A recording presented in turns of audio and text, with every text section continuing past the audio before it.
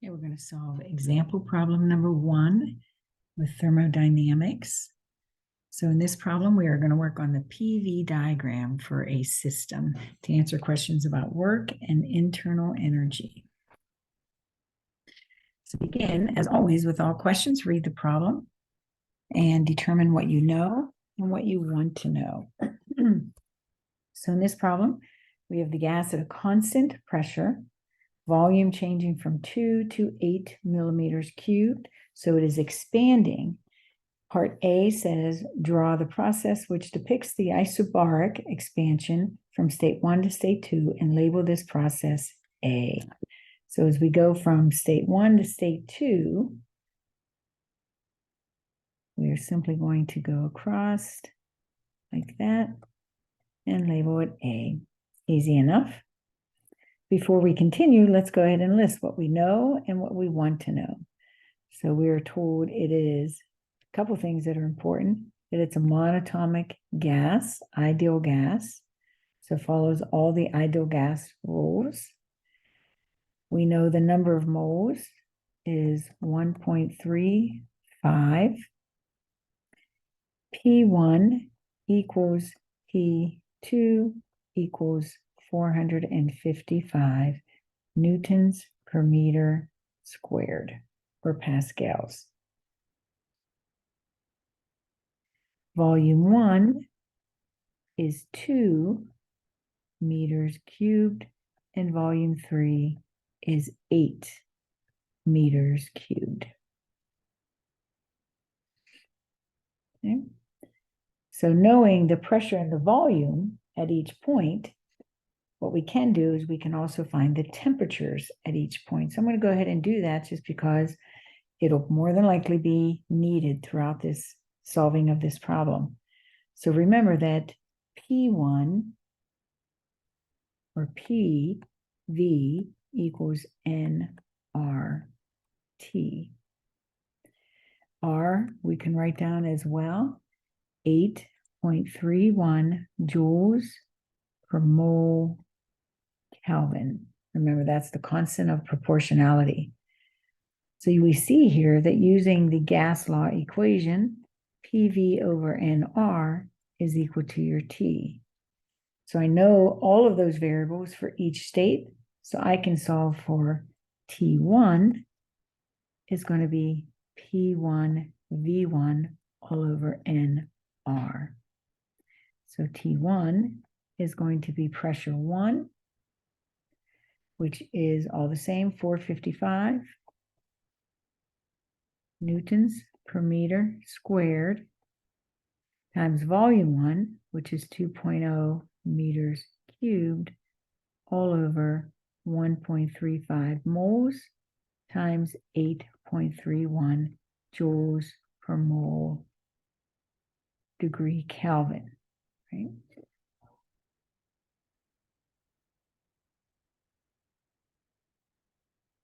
So you get meters squared canceling with the meters cubed, leaving 1 meter, leaving you behind with a unit of a Newton times a meter, which is equivalent to a joule. So those units will cancel out with that joule. This is a mole. The moles will cancel. You're left with per Kelvin, and you're dividing by it, so it'll flip and put the Kelvin at the top. So our temperature 1 comes out to be, I get, let's see, 281.11 Kelvin. Doing the same, we're going to solve for T2.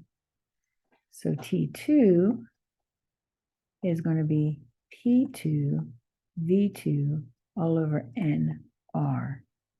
T2 is going to be the 455 newtons per meter squared times the 8 meters cubed all over 1.35 moles times 8.31 joules per mole Kelvin. So you get T2 to be 324.46. So what that tells us, if those are our two temperatures at those two places, temperature is increasing as the object is expanding. So now I can put that value in as known values so we can know the pressure, the volume, and the temperature. So at any one of these points, you can always use this equation to help you solve for temperature if you know the pressure and volume, which you should when looking onto a graph. All right, so the first question, second question, part B, find the work done in the two-step process by the gas and the change in internal energy of the gas in process A. So in process A, we want to take a look at the work. So I'm actually going to continue my work on a whiteboard here. So we're going to add what we know with temperatures. So I'm going to switch over here to say, okay, what we know here is we're going in this direction, right?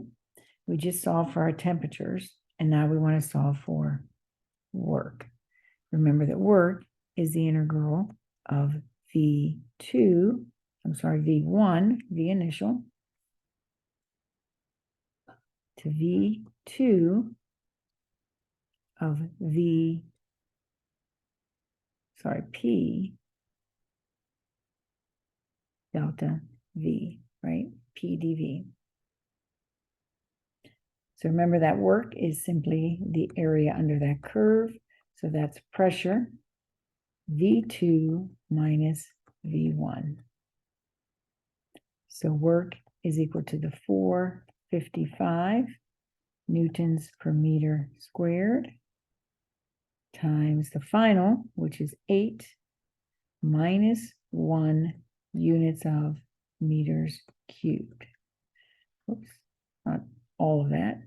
Just the 3 cancels out. So you get Newton meters, which again is a joule. So that's important that we end up with those units, which is a measurement of work.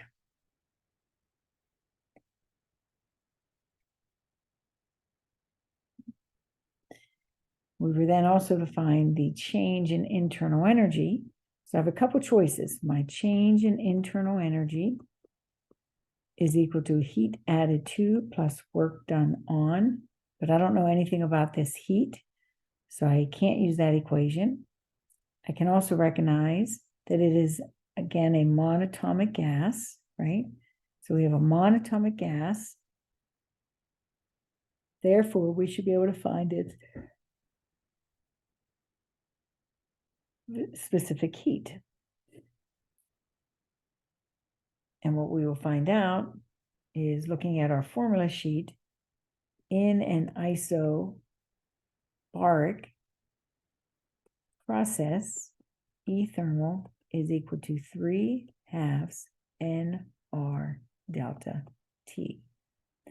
Okay, so that's looked up straight from our chart. Change in internal energy of a gas is 3/2 NR delta T of a monatomic gas, which means then it is 3/2 times 1.35, 8.31 joules per mole Kelvin times delta T, which is T2 minus T1. That's what has to be put in there, the difference between those.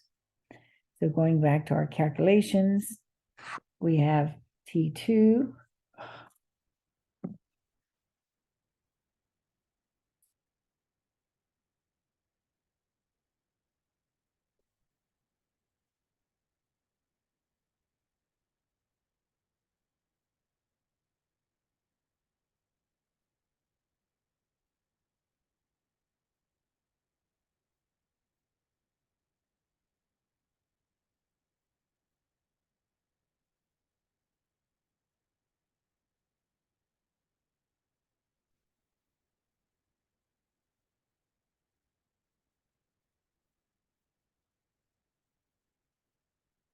Sorry, my computer got shut off for a moment. So if we go back, we have T1 and we have T2, allowing us then to put in for delta T. So that delta T is going to be the difference between our two temperatures, which are 324, right? So we get 3/2, 1.35, 8.31. T2 is going to be 324.46 Kelvin, right? So 46 Kelvin minus T1, which is 81.11 Kelvin. So in our units of joules per mole Kelvin, the moles cancel with what we're going to have at this moles, the Kelvins cancel with what we have with each one of these units. You end up with units of joules, which you should because it is an energy. So our thermal energy, plugging that all in, is 4,095 joules is our change in internal energy as I go from 1 to 2. It is expanding, so work is being done by the system. Right? The change in internal energy of the system is 4,095 joules. The second half of the question then asks, part C, draw the two-step process which depicts an isothermal expansion from 1 to 2, followed by an isovolumetric increase in temperature to state 2, and label this process B. So isotherm, right? So we're just going to pick a different color here. If I go with the isotherm and I have to end up back here at 2, then it's going to go down like that. So that's your isotherm, isovolumetric, isochoric. I return to there. And this is process B. This one was A.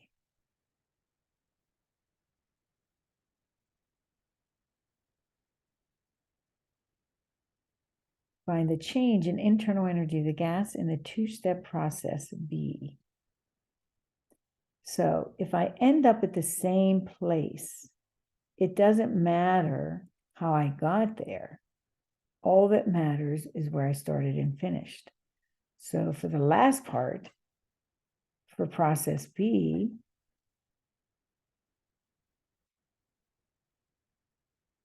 the change in internal energy is the same. And you can explain that with the equation 3/2 nR delta T. It doesn't depend on temperature or volume. It only depends on delta T. And since that we have calculated and it's constant, then we get the change in internal energy is the same as this.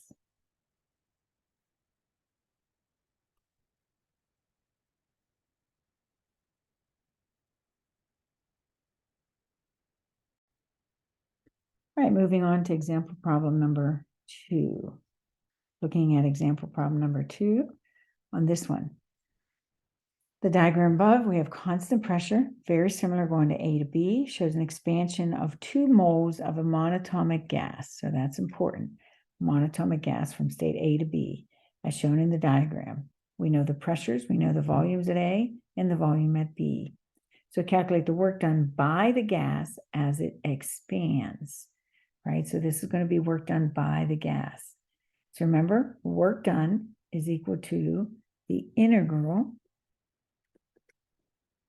of V1 to V2 of pressure dV, which doing our calculus, which aren't required necessarily, we get V2 minus V1. So our work done is going to be what pressure that is at, right? So 600 newtons per meter squared, excuse me, times V2. The final volume is 9 minus 3 meters cubed. 600 times 6 is going to be 3,600 joules. Done by the gas. The change in internal energy as it expands. I'm going to write this formula a little bit differently. Change in internal energy, change in thermal energy, equals 3/2 nR delta T, which is equal to 3/2 nR T2 minus T1. Since it's an ideal gas, it is also true that T2 is P2 V2 all over T2 minus P1 V1 all over T1. So remember, those are constant state variables where depending on where you were. So these numbers are going to be the same going from 1 to 2.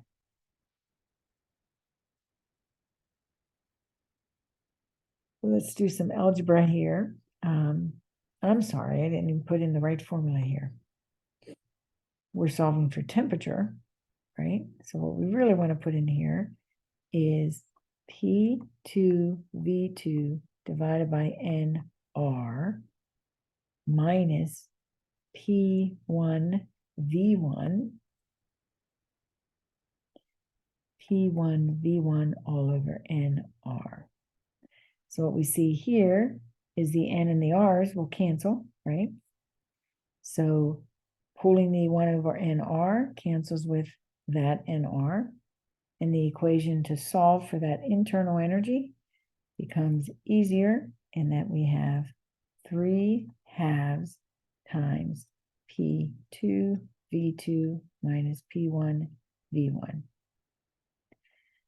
Can I give you guys a little bit more room? That's equal to 3/2 P1, going back up to the graph. Pressure 1 was 3, not 3, I'm sorry, 6. Pressure 2 was 6. Volume 1 was 3, volume 2, 9. So P1 equals P2, right? So that means P1 and P2 could still be part of the problem, or they're both dead, or we're just not sure.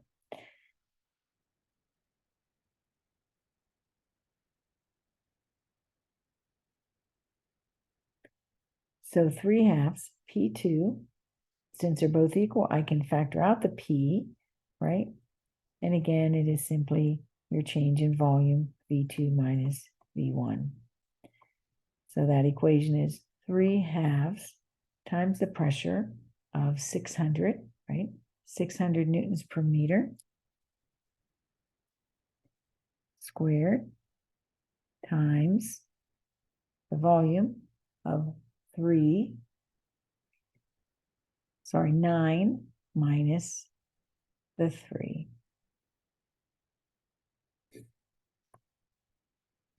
Meters cubed. So again, that's 3/2 of what we had in the 3,600.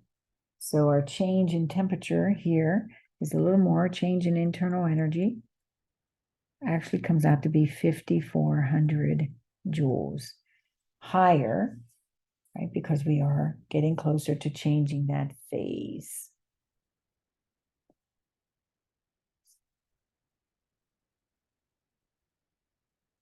So that was not the only part of the questioning here. Calculate the heat added to or removed from the gas during this expansion. So this is the first law of energy, right?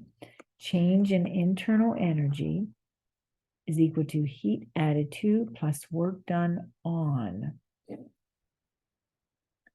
So what we decided here is this work is being done by the system, right? So if I go from A to B, work, I want to write as negative the value that we got, which is negative 3,600 joules.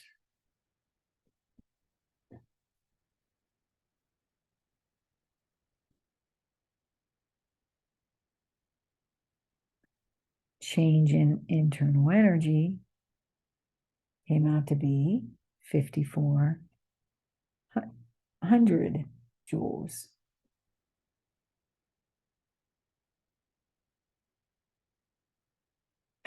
Excuse me, solving for Q, you get delta ETH minus W equals Q. So 5,400 joules minus negative 3,600 joules equals the work done, and therefore the work done equals, I'm sorry, not the work done, the heat added, and therefore we get Q equal to 9,000 joules.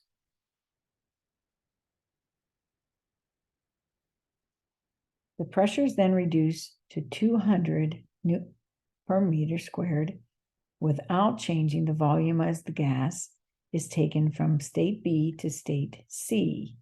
Label C on the diagram and draw a line or curve to represent this process, state B to C. So if I come up here, change the pressure, right, to 200,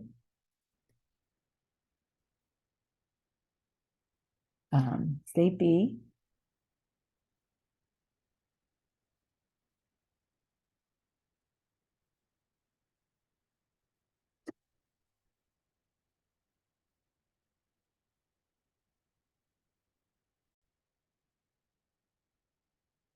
okay, so it's constant volume, but we are going to increase or decrease that pressure, right? So constant volume, but down to 200 pascals or Newton meters. This is point C.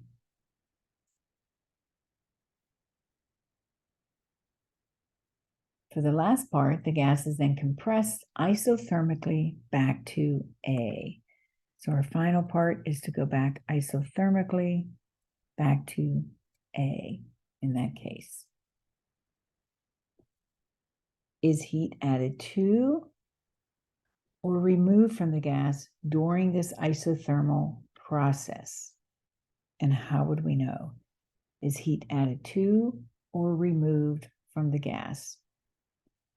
So remember, when I go from B to C, there is no work being done here, right? So we know that work equals 0 here.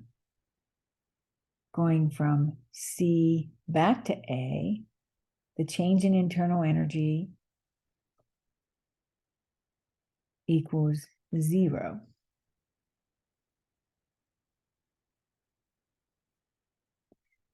And that's because it's an isotherm. So the work, to be able to go, work is greater than 0. It's going to be positive because it is being work here is being done by, right? But remember, it's work done on that we represent as a positive. Therefore, Q must be negative, right?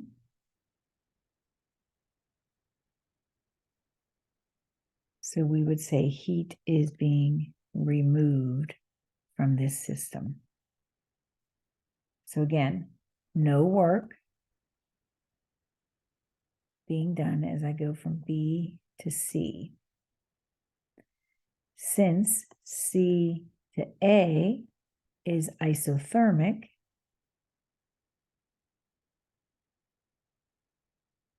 your delta E thermal is equal to 0. It's a compression, so your work is greater than 0 or positive, right?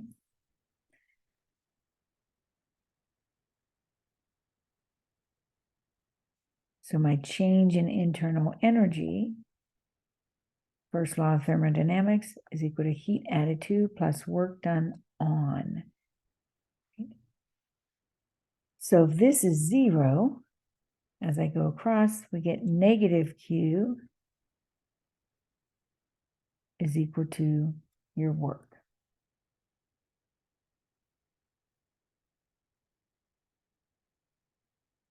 And that must be constant. So that is work done on is equal to negative Q. So heat added to plus work done on, right? So in this case, since it came out negative as we are rearranging, it is removed from the system. You'll go back to a lower temperature. So that's also another way to look at it. Remember, it's isothermic. So we're at the same temperature at C as we are at A, which makes the delta E, the change in internal energy, to be 0. All right, I hope this helped. I apologize. I had gotten some hiccups in the middle of this recording, so I needed to take a little bit of a break. I hope this helps you to understand these problems a little bit better. Continue to practice through them. Try example problem number 3 and take a look at the written solution for that.